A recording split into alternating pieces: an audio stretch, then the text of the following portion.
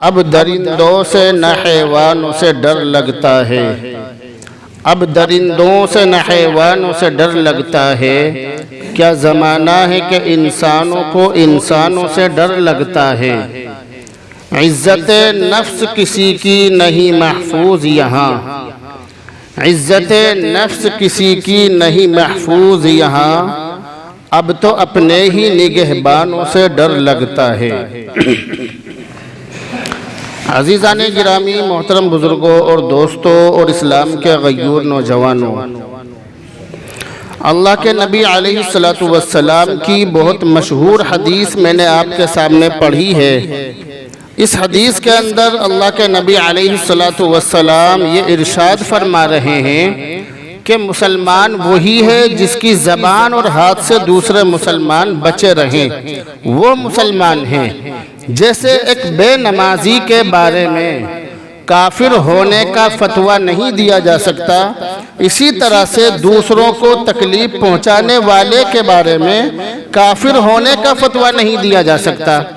جیسے کوئی آدمی نماز نہ پڑھتا ہو تو اگر آپ کسی مفتی صاحب کے پاس جائیں گے اور ان سے اس کے بارے میں معلوم کریں گے تو مفتی صاحب آپ سے یہ نہیں کہیں گے کہ نماز نہ پڑھنے والا کافر ہے، ایسا نہیں کہیں گے۔ مگر نماز نہ پڑھنے والا پکا مسلمان بھی نہیں ہے، سیدھی سیدھی بات ہے، وہ کافر تو نہیں ہے لیکن پکا مسلمان بھی نہیں ہے۔ اسی طرح سے دوسروں کو تکلیف پہنچانے والا اور دوسروں کو پریشان کرنے والا اور دوسروں کی عزت سے کھیلنے والا اور دوسروں کا دل دکھانے والا کافر تو نہیں ہے۔ آپ کسی مفتی صاحب کے پاس جا کر مسئلہ معلوم کرو گے کہ ایسا آدمی جو دوسروں کی عزت سے کھیلتا ہو اور دوسروں کو نقصان پہنچاتا ہو اور دوسروں کو ذلیل کرتا ہو، تکلیف پہنچاتا ہو، کیا وہ آدمی کافر ہے؟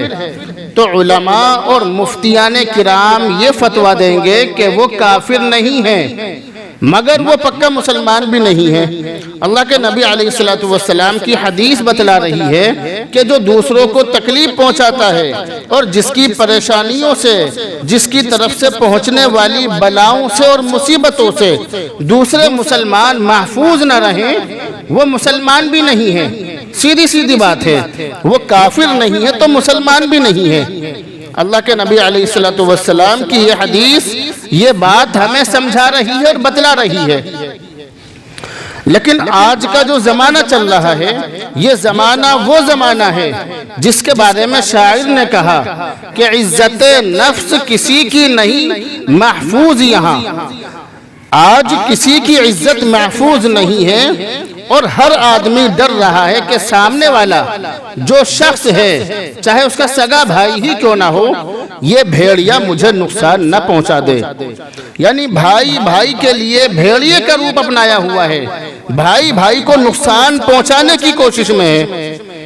تو اللہ کے نبی علیہ السلام کی جو حدیث ہے وہ یہی بتلا رہی ہے کہ مسلمان وہی ہے جس کی زبان سے اور اس کے ہاتھ سے دوسرے مسلمان بچے رہیں۔ انسان دوسروں کو جو تکلیف پہنچاتا ہے عام طور سے زبان یا ہاتھ، ان دونوں چیزوں کے ذریعے سے پہنچاتا ہے۔ عام طور سے اگر آدمی اپنے دماغ سے پہنچانا چاہے تو بھی اپنے ہاتھ یا زبان کا ضرور استعمال کرتا ہے۔ آدمی اپنے دل میں کوئی بات سوچتا ہے، دماغ میں سوچتا ہے، کسی کے خلاف کچھ پلاننگ کرتا ہے، کوئی مشورہ کرتا ہے یا اپنے ذہن میں کوئی منصوبہ بناتا ہے تو اس کا اظہار اپنے ہاتھ یا اپنی زبان سے کرتا ہے۔ تو ہاتھ اور زبان سے ہی انسان دوسروں کو زیادہ تر تکلیف پہنچاتا ہے۔ اسی لیے اللہ کے نبی علیہ السلام نے ان دونوں چیزوں کا ذکر کیا کہ جس کی زبان اور ہاتھ سے دوسرے مسلمان بچے نہ رہیں وہ مسلمان ہو ہی نہیں سکتا، وہ مسلمان کہلانے کا مستحق ہو ہی نہیں سکتا، مسلمان کہلانے کا حقدار وہ ہو ہی نہیں سکتا۔ بہت سارے کام ایسے ہیں کہ جنہیں ہم تکلیف نہیں سمجھتے، جنہیں ہم برا نہیں سمجھتے، حالانکہ وہ بھی برے ہوتے ہیں۔ ہم انہیں دین کا کام سمجھتے ہیں مگر وہ برے کام ہوتے ہیں۔ اللہ اور اس کے رسول کی نظر میں وہ غلط ہوتا ہے اور ہم سمجھتے ہیں کہ ہم بہت ثواب کا کام کر رہے ہیں۔ جیسے اگر جماعت سے نماز پڑھنے کا جو مسئلہ ہے، جماعت سے نماز پڑھنا بہت بڑے ثواب کی بات ہے، 27 گنا درجہ زیادہ ثواب ملتا ہے۔ کوئی آدمی اکیلے نماز پڑھ رہا ہو اس کو 1 درجہ، اور جو جماعت سے پڑھ رہا ہو تو اس کو 25 سے 27 گنا زیادہ ثواب ملتا ہے۔ اور جماعت سے نماز پڑھنے کی بہت بڑی فضیلت ہے، بہت ساری حدیثیں ہیں اور بہت ساری خوشخبریاں ہیں جماعت سے نماز پڑھنے والوں کے لیے۔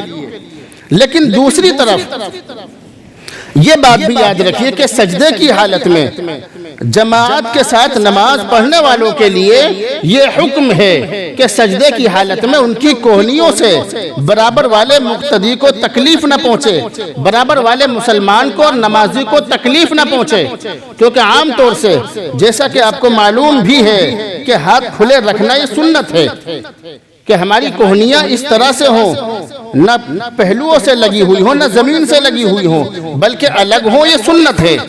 لیکن اگر ہم جماعت سے نماز پڑھ رہے ہیں تو جماعت سے نماز پڑھنے کی حالت میں اس سنت کو چھوڑنا پڑے گا تاکہ کسی مسلمان کو تکلیف نہ پہنچے اور کوئی مسلمان پریشانی کا شکار نہ ہو۔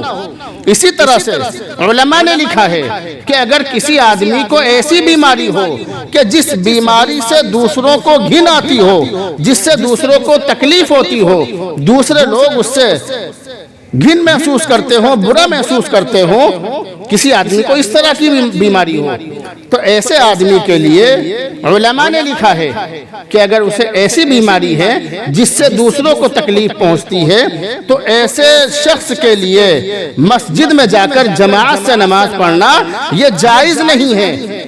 یہاں پہ بہتر کا لفظ نہیں ہے بلکہ لفظ یہ استعمال ہو رہا ہے کہ جائز ہی نہیں ہے۔ ایسا آدمی اپنے گھر پر نماز پڑھے، جب تک اس کی بیماری دور نہ ہو جائے وہ اپنے گھر پر نماز پڑھے۔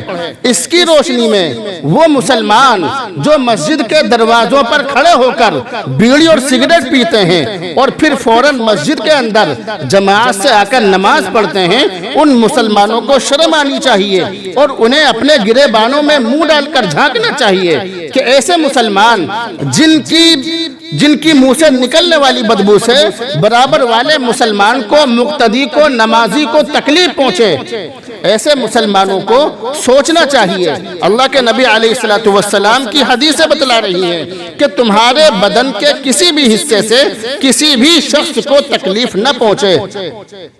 قرآن کریم اونچی آواز سے پڑھنا بہت بڑے ثواب کی بات ہے، سننے والے کو بھی ثواب، پڑھنے والے کو بھی ثواب، ہر حرف پر 10 نیکیاں ملتی ہیں اور جیسا اخلاص ہوگا اس کے اعتبار سے نیکیاں بڑھیں گی بھی۔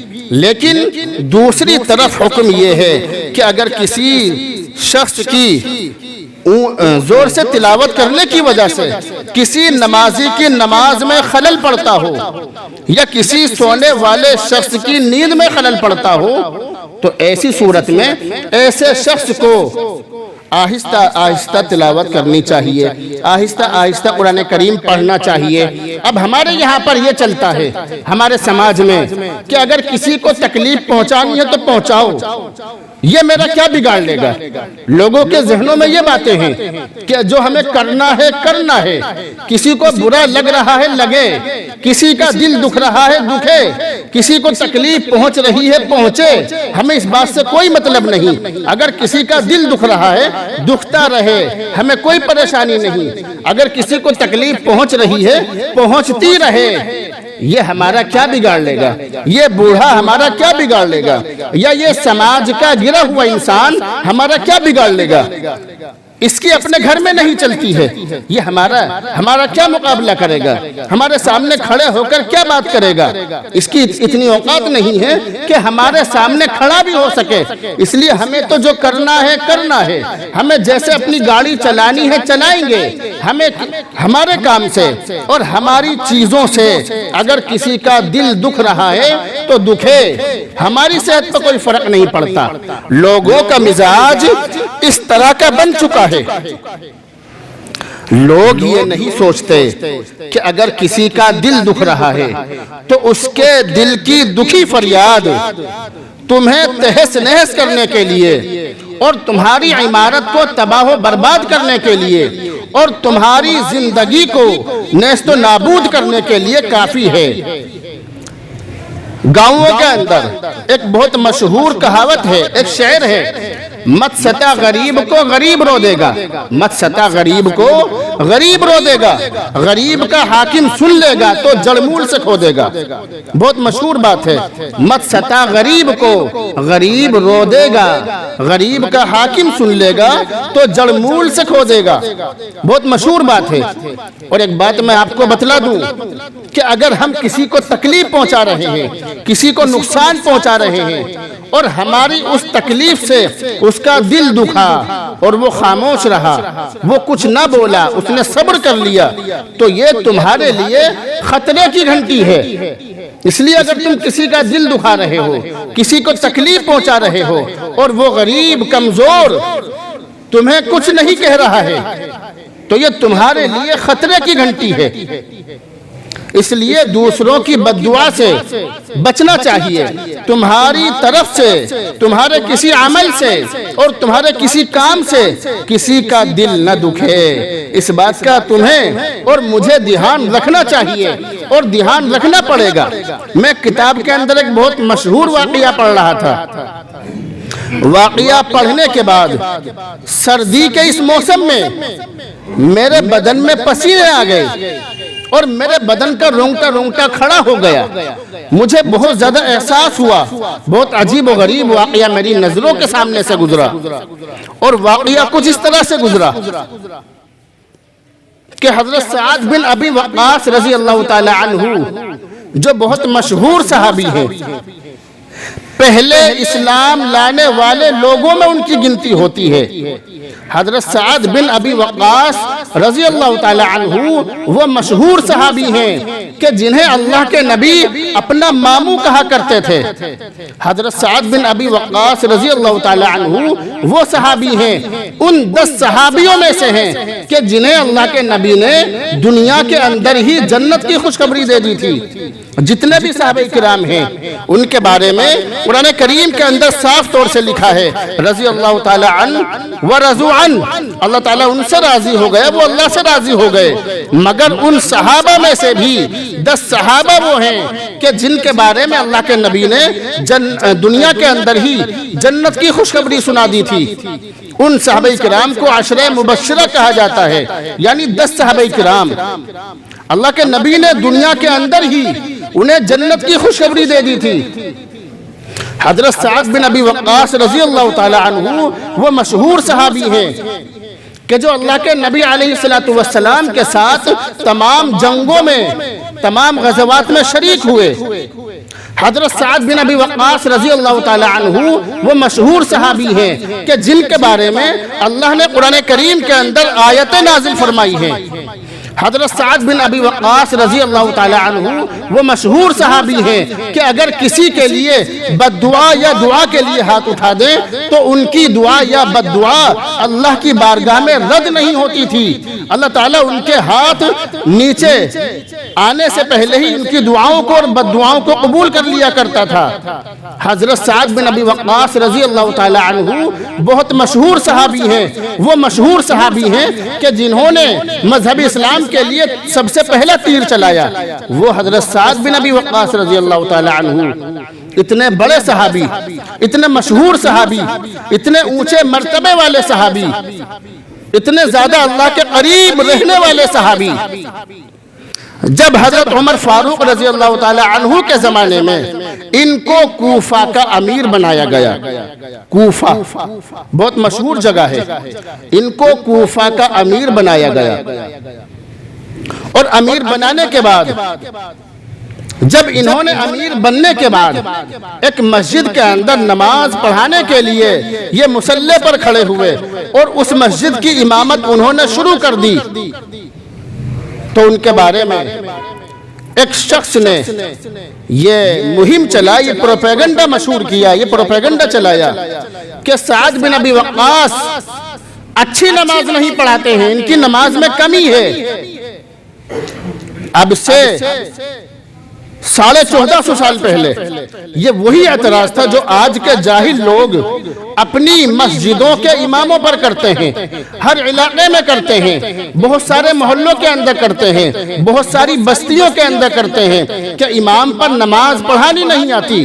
حضرت سعد بن ابی وقاص رضی اللہ تعالی عنہ وہ مشہور صحابی ہیں جنہوں نے نماز پڑھنی اور پڑھانی اللہ کے نبی سے بغیر کسی واسطے کے، اللہ کے نبی کے سامنے بیٹھ کر سیکھی ہے۔ اللہ کے نبی سے خود انہوں نے نماز سیکھی ہے۔ اس صحابی کے بارے میں کوفہ شہر کے اندر، کوفہ جیسی بستی کے اندر ایک آدمی یہ اعلان کرتا ہے کہ ان پر نماز پڑھانی نہیں آتی ہے، اور سوچنے والی بات یہ ہے کہ وہ آدمی اس شکایت کو پورے کوفے میں پھیلا دیتا ہے، اور پھیلا کر اس شکایت کو حضرت عمر فاروق رضی اللہ تعالی عنہ کے پاس مدینہ پہنچاتا ہے، مدینہ منورہ۔ اگر آپ گوگل پر دیکھیں گے تو آج کے اس زمانے میں گوگل بتلا رہا ہے کہ کوفہ مدینہ سے 1257 کلومیٹر دور ہے، 1257 کلومیٹر دور۔ سوچنے والی بات یہ ہے کہ ایک آدمی ان کے خلاف کھڑا ہوا، سعد بن ابی وقاص رضی اللہ تعالی عنہ کے خلاف کھڑا ہوا، اور شکایت پہنچ رہی ہے مدینہ منورہ، حضرت عمر فاروق رضی اللہ تعالی عنہ کے پاس۔ سوچنے والی بات ہے پورے کوفہ کے اندر حضرت سعد بن ابی وقاص کا ایک بھی مخالف نہیں، ایک بھی ایسا آدمی نہیں جو انہیں برا کہہ سکے، ایک آدمی کے علاوہ۔ عبداللہ بن قتادہ اس کا نام تھا، اس کے علاوہ کوئی آدمی نہیں تھا، مگر اس نے شکایت پہنچائی 1250 کلومیٹر دور مدینہ منورہ میں حضرت عمر فاروق رضی اللہ تعالی عنہ کے پاس۔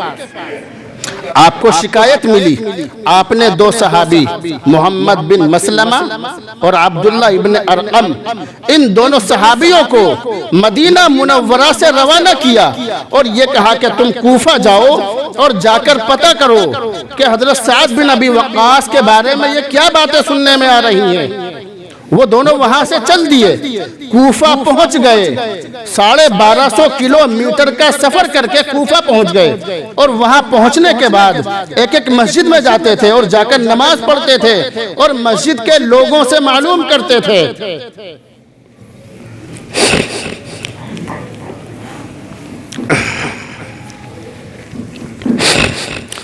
ہر مسجد کے اندر سے یہی آواز آتی تھی کہ سعد بن ابی وقاص بہت اچھے انسان ہیں، سنتوں کے پابند ہیں، بہت اچھی نماز پڑھاتے ہیں، اللہ کے نبی کے صحابی ہیں۔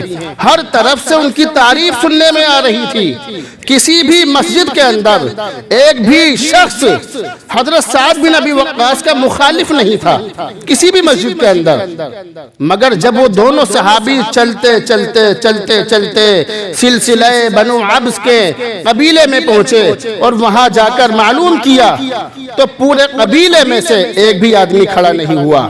جب مسجد کے اندر پہنچے اور جا کر مسجد میں اعلان کیا، اسی مسجد کے اندر جس میں حضرت سعد بن ابی وقاص رضی اللہ تعالیٰ عنہ نماز پڑھاتے تھے، اس میں جا کر اعلان کیا کہ سعد بن ابی وقاص کے بارے میں اگر کسی کو کوئی شکایت ہو تو ہمیں بتلا دو۔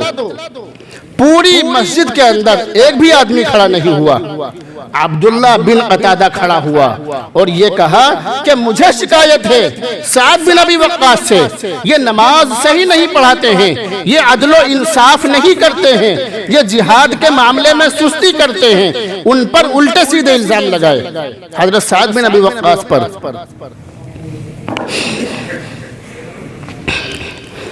اب جب ان پر اتنے بڑے بڑے الزام لگائے گئے تو حضرت سعد بن ابی وقاص رضی اللہ تعالی عنہ کا دل دکھا، آپ روئے، دل ہی دل میں روئے اور اپنے ہاتھوں کو آسمان کی طرف اٹھایا اور یہ کہا اللہم ان کان ھذا عبدک کاذبا قام ریاء وسمعۃ فاطل عمرہ واطل فقرہ وعرضہ بالفتن۔ یہ تین بد دعائیں اسے دی۔ حضرت سعد بن ابی وقاص رضی اللہ تعالی عنہ نے جب آسمان کی طرف ہاتھ اٹھائے تو ہاتھ خالی نہیں آنے والے تھے۔ اللہ کی بارگاہ میں آپ کی بد دعا قبول ہو گئی۔ آپ نے اسے 3 بد دعا دی اور یہ کہا اے اللہ اگر تیرا یہ بندہ جھوٹا ہے اور دکھلاوے کے لیے اور شہرت کے لیے اٹھا ہے تو میں اسے 3 بد دعا دیتا ہوں، فَأَطِلْ عُمْرَهُ، اس کی عمر لمبی کر دے، وَأَطِلْ فَقْرَهُ، اس کی فقیری اور تنگ دستی بڑھا دے، لمبی کر دے، اور اسے فتنے میں مبتلا کر دے۔ یہ 3 بد دعائیں حضرت سعد بن ابی وقاص نے اس شخص کو دی، عبداللہ بن قتادہ کو، اور حضرت سعد بن ابی وقاص کو امامت پر سے ہٹا دیا گیا۔ یہ وہی معاملہ ہے کہ بہت سی مرتبہ کسی مسجد کے اندر 1 یا 2 مقتدیوں کی وجہ سے امام کو امامت چھوڑنی پڑ جاتی ہے، اور وہ جو 2-4 مقتدی ہوتے ہیں وہ پورے محلے والوں کو اور سارے نمازیوں کو یہ باور کرانے میں اور یہ یقین دلانے میں کامیاب ہو جاتے ہیں کہ یہ شخص نماز پڑھانے کے قابل نہیں ہے۔ ایسا بہت ساری مسجدوں میں ہوتا ہے، وہاں بھی ایسا ہی ہوا۔ حضرت سعد بن ابی وقاص کو امامت پر سے ہٹا دیا گیا، کوفہ کی امارت سے بھی معزول کر دیا گیا، ہٹا دیا گیا، مگر آپ نے جو بد دعا دی تھی وہ خالی نہیں جانے والی تھی۔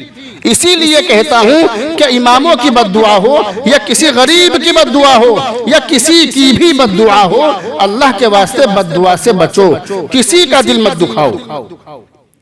کتابوں کے اندر لکھا ہے کہ وہ عبداللہ بن قتادہ اتنا زیادہ بوڑھا ہو گیا تھا کہ اس کی پلکیں اس کی آنکھوں پر گر جا رہی تھی، اپنی پلکوں کو اٹھا کر اس طرح سے دیکھا کرتا تھا۔ اللہ کے نبی کے صحابی نے اسے بد دعا دی تھی، اللہم اطل عمرہ، اے اللہ اس کی عمر لمبی کر دے۔ اتنی لمبی عمر ہو گئی کہ بالکل بوڑھا ہو گیا، آنکھیں بھی بند ہو گئی، اپنے پلکوں کو اٹھا کر دیکھتا تھا، اتنا بوڑھا ہو گیا۔ دوسری بد دعا سعد بن ابی وقاص رضی اللہ تعالی عنہ نے اسے یہ دی، وَأَطِلْ فَقْرَهُ، اس کی غریبی تنگ دستی لمبی کر دے۔ کتابوں کے اندر لکھا ہے کہ کوفہ میں چوراہے پر کھڑے ہو کر وہ بھیک مانگا کرتا تھا، بڑھاپے کے زمانے میں بھیک مانگا کرتا تھا، مگر فقر و فاقے میں مبتلا تھا، غریبی نے اسے گھیر لیا تھا۔ صحابی کی بد دعا کہاں خالی جانے والی تھی؟ دونوں بد دعائیں اس پر، وہ بد دعا کی چپیٹ میں آ گیا۔ تیسری بد دعا اسے یہ دی، وَعَرِّضْهُ بِالْفِتَنِ، اے اللہ اسے فتنے میں مبتلا کر دے۔ کتابوں کے اندر لکھا ہے کہ وہ بوڑھا آدمی عبداللہ بن قتادہ کوفہ کے چوراہے پر کھڑے ہو کر آنے جانے والی لڑکیوں کو اور عورتوں کو چھیڑا کرتا تھا، اور لوگ اس سے یہ کہتے تھے کہ اے بوڑھے تو یہ کام کیوں کر رہا ہے؟ تو وہ کہتا تھا کہ میں کیا کروں، مجھے سعد بن ابی وقاص کی بد دعا لگی ہوئی ہے، میں کچھ نہیں کر سکتا۔ تو اس کے ساتھ اس طرح کا معاملہ ہوا۔ جب میں نے اس واقعے کو پڑھا میرے دل پر اثر ہوا، میرے بدن کا رونگٹا کھڑا ہو گیا۔ اس لیے کہتا ہوں کسی کی بد دعا نہ لو، کسی کا دل مت دکھاؤ۔ اگر اس کے ہاتھ، اس مظلوم کے ہاتھ تمہارے خلاف اٹھ گئے تو تمہاری زندگی کو تباہ و برباد کرنے کے لیے اس مظلوم کی بد دعا کافی ہے۔ بڑے بڑے لوگ، بڑے بڑے امیر اور بڑے بڑے عزت داروں کو ذلیل ہوتے ہوئے اور بھیک مانگتے ہوئے ہم نے خود اپنی آنکھوں سے دیکھا ہے۔ اس لیے عرض کرنے کا مقصد یہ ہے کہ اللہ کے واسطے کسی کو تکلیف نہ دو، کسی کا دل نہ دکھاؤ۔ اللہ رب العزت ہمیں عمل کی توفیق نصیب کرے۔